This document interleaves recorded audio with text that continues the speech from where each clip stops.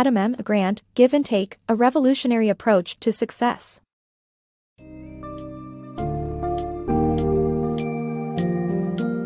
In the book Give and Take, A Revolutionary Approach to Success by AdamMGrant, the author explores how generosity, collaboration, and reciprocity can lead to both personal and professional success.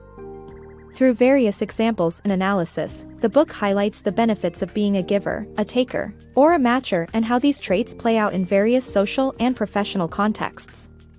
Grant challenges the conventional wisdom about success, emphasizing that being a giver can lead to achieving powerful and influential positions while creating abundance for others.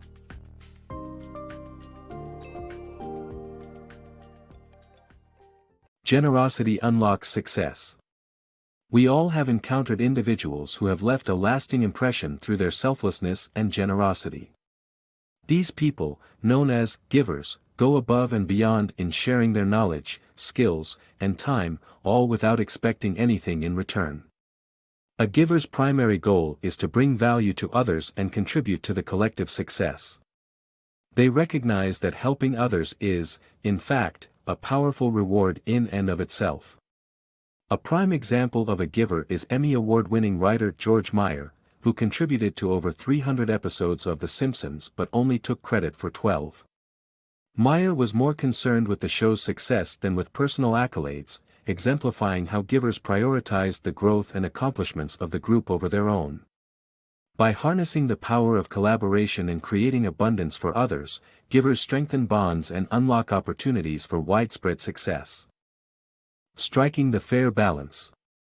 Matchers aim for equitable exchanges and see the world as a level playing field where resources are shared evenly. Operating with a tit-for-tat mentality, they believe in the fairness of reciprocity and strive to maintain balance in their interactions. As the most prevalent interaction style, matching can be observed in various scenarios, from the workplace to online marketplaces like Craigslist. Striving for fairness and equality, matchers find a harmonious middle ground between the selfless giver and the self-serving taker. In the diverse spectrum of human interactions, there are those who identify themselves as matchers. These individuals strive to make the exchange of knowledge, skills, and resources equal for everyone involved. Unsettled by imbalance, they eagerly return favors they receive and anticipate reciprocation for the help they provide. This expectation of fairness stems from the matcher's core belief: equitable exchanges are the bedrock of stable, harmonious relationships. The majority of people tend to adopt the matcher's interaction style, as it represents an appealing compromise between selflessness and self-interest. In professional settings, matchers contribute to their own success and the growth of their colleagues, collaboratively sharing skills and expertise. A prime example of the matcher's influence is the popularity of websites like Craigslist, where transactions and exchanges are built on the foundation of equal value. Ultimately, matchers symbolize the delicate balance between generosity and selfishness, ensuring justice in a world prone to excesses. Shaped by social influence. Our individual behavior of giving, taking, or matching is not just dictated by personal preferences, but also by social expectations and group dynamics. For instance, takers might be more generous in public to avoid being seen as miserly, while givers may dial back their generosity at work to prevent seeming weak. We also see this shift in behavior within communities like freecycle.org, where the culture of giving influences even takers to be more generous. Furthermore, similarity plays a critical role in our generosity towards others. Research shows that we are more likely to help those who appear similar to us, as seen in the case of Manchester United fans aiding fellow fans over others. In summary, without even realizing it, our giving and taking behavior is significantly molded by our interactions and perception of similarity with others. The downfall of excessive takers. Success is often believed to be achieved by taking what you want, but history reveals that excessive takers often face repercussions. Jonas Salk, the scientist behind the polio vaccine, neglected to acknowledge his collaborators and suffered the consequences of a tarnished reputation. Similarly, renowned architect Frank Lloyd Wright took advantage of his apprentices, causing clients to prefer working with his subordinates rather than Wright himself. These examples demonstrate how excessive takers often encounter a taker tax, a self-inflicted punishment in the form of a damaged reputation and decreased opportunity for continued success. Too often we hear that the key to success is grabbing everything we can, but history has shown that excessive takers may thrive temporarily, only to ultimately face a reckoning for their selfish ways. Jonas Salk, the scientist who developed the polio vaccine, serves as an excellent example of this. Despite his incredible achievements, Salk's unwillingness to give credit to his collaborators resulted in him not receiving prestigious accolades like the Nobel Prize and an induction into the National Academy of Sciences. Frank Lloyd Wright, the famed architect, also exemplifies the potential pitfalls of taking too much. He regularly denied his apprentices proper credit and compensation, even billing his own son for living expenses as repayment for work experience. Clients witnessed Wright's mistreatment of his subordinates and began choosing to work with the subordinates themselves rather than Wright, ultimately costing him valuable business. In both cases, Salk and Wright faced what is known as the taker tax.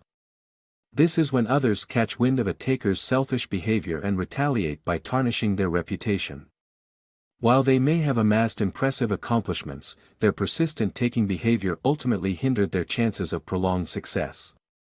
The stories of Salk and Wright provide a valuable lesson for those striving for success. Respect and collaboration will propel you further than selfishness and greed. By recognizing the risks of excessive taking and adjusting behaviors accordingly, individuals can create sustainable success that is built on mutual respect and collaboration. Giving paves the way to success. Many assume that in competitive fields like business and politics, taking rather than giving leads to success. However, history shows that individuals who prioritize the greater good and help others often achieve influential positions. Abraham Lincoln, a well-known giver, set aside his personal ambitions to help accomplish a shared goal and ended up repaying his selflessness. In the corporate world, Jason Geller's generosity in sharing a valuable information management system with his colleagues led to his rapid promotion at Deloitte Consulting. Givers, by focusing on the greater good, often rise to the top and attain powerful positions. The power of generous networking. There's an incredible power in being a generous networker, the ability to reach out and ask for help, even from those you haven't seen in years. Givers often maintain a strong sense of trust and mutual support with their connections, allowing them to comfortably ask for favors for themselves or others. One example of a successful giver is Adam Rifkin, Fortune magazine's 2011 Best Networker. Rifkin co-founded the 106 Miles Network, where entrepreneurs gather to connect and share knowledge. Through this, he has helped countless people find jobs, refine business ideas, and grow their networks. Interestingly, Rifkin's generosity has returned benefits to him as well. He easily sought advice from Excite co-founder Graham Spencer after a 5-year gap. This is a common advantage for givers, even when reaching out to seemingly dormant connections. The trust and goodwill they foster mean those connections are ready to help without expecting anything in return. Givers understand that pooling resources and knowledge benefits everyone, and their networks flourish because of their stellar reputations and commitment to paying it forward. By nurturing and leveraging their extensive networks, successful givers unlock immense value for both themselves and others. Nurturing hidden talent. People often search for talent before deciding to invest time in mentoring someone, but givers take a different approach. They assume potential in everyone and support them from the start, which in turn reflects success onto the givers. A prime example is Stu Inman, a renowned NBA basketball manager, who discovered undervalued players like Clyde Drexler and dedicated himself to their growth. Similarly, C.J. Skender, an award-winning accounting professor, found success in mentoring unassuming students by believing in their potential and personally guiding them. Through these acts of recognizing greatness in everyone, givers not only foster the success of others but also create their own success. By valuing and nurturing talent in all individuals, givers become exceptional at discovering and developing future achievers. Power in powerless communication. Contrary to the belief that successful communication requires assertive language, recent studies reveal that powerless communication can lead to great persuasive outcomes.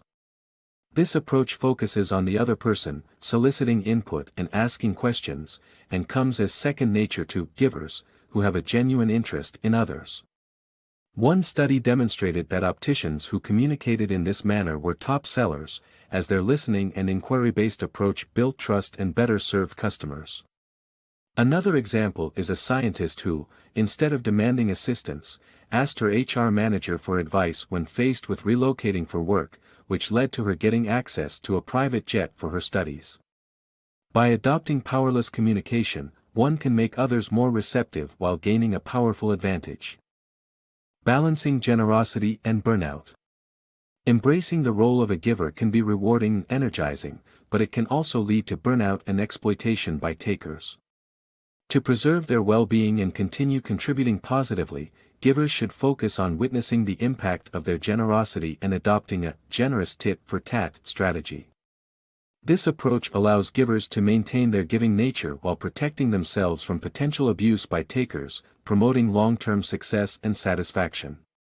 Many individuals thrive on the fulfillment derived from helping others, but it can come at the cost of self-sacrifice and exhaustion. Rather than reducing their efforts, givers can maintain their enthusiasm by emphasizing the tangible results of their generosity. For instance, a dedicated teacher reclaimed her passion for education by mentoring students, a decision that led her to witness firsthand the transformative outcomes of her efforts. However, it's essential for givers to prevent manipulation by takers who may take advantage of their giving nature. Adopting a generous tit-for-tat approach allows givers to match the behavior of takers while maintaining their benevolent disposition through occasional acts of kindness. This strategic balance fosters a sense of control and encourages positive behavior in others while preserving the giver's dedication to their altruistic values. By combining the recognition of their impact with the right strategy for dealing with takers, givers can achieve sustained success and continue making a difference.